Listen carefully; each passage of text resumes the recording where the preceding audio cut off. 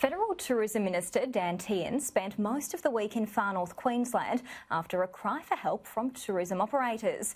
Joining me live is Tourism Tropical North Queensland Chair Ken Chapman. Ken, thanks so much for your time. Did the minister's visit to the far north do much to quell concerns? Well, look, I think we got a very fair hearing. He certainly heard the concerns, the issues, the reality of the situation up here. I guess we've just got to wait a couple more weeks to find out whether that message has also got through to the Treasurer, the Prime Minister and the government.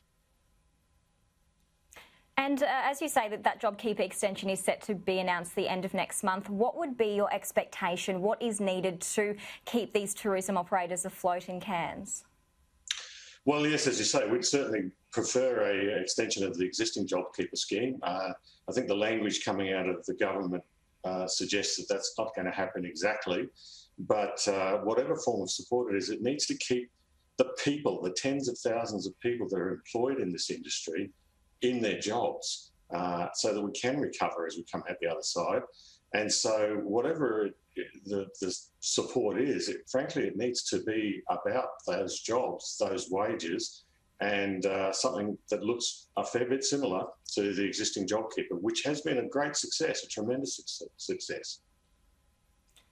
And you say the language coming out of the federal government isn't so much on a JobKeeper extension. Do you have any idea of what it might be, or is it still just up in the air? No, we've been told by Dan Tehan that everything's under consideration. I do think he came away from his visit up here understanding that it really is about the people. It is about the tens of thousands of people employed in this industry and keeping them engaged and keeping them here so that we can recover at the other side. You know, we need the bones, the infrastructure of tourism if we're going to recover. I mean, in this region alone, it's a $1 billion export earning industry. That's inbound tourism earns $1 billion just here, 45 billion nationwide.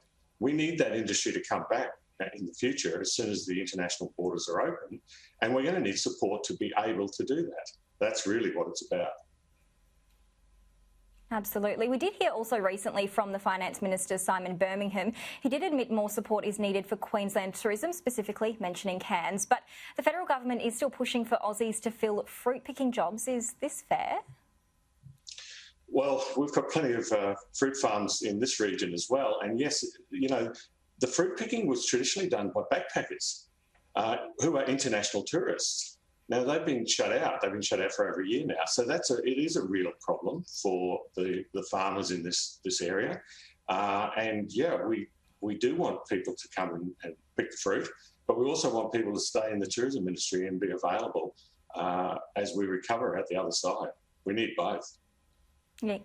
Yeah, so it really is those two industries. There's two separate issues there. But in terms of the push for the JobKeeper extension, it was originally floated by the Queensland Premier when she did a roundtable up in far north Queensland. What's your view on this push, considering that the interstate tourism in particular has been affected by the Premier's decision, not a federal government decision?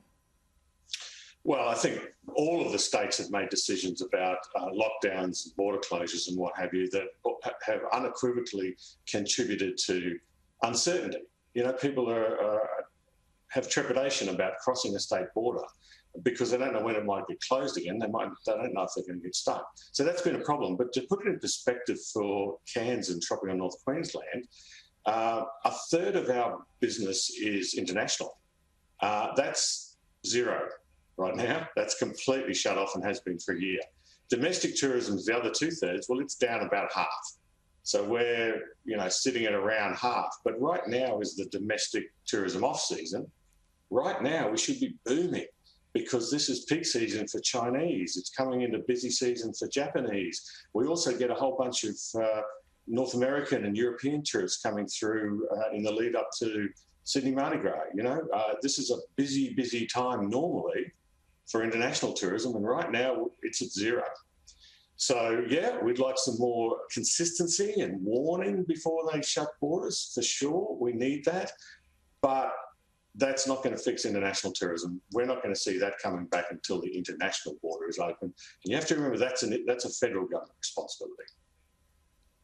Absolutely. And just finally, Ken, on the Melbourne lockdown, were you relying on many Victorian visitors this week or this coming weekend, and have there been many cancellations? Yeah, sadly, we have seen cancellations already. Look, it's a quiet time of year domestically. As I say, normally this is busy season internationally. But yes, we've seen further cancellations. The town's running at around 10 to 15% of what we would normally be at this time of year. It's really tough. All right, well, hopefully there is some much needed support on the way. Thanks so much for your time, Ken Chapman from TTNQ. Thank you very much.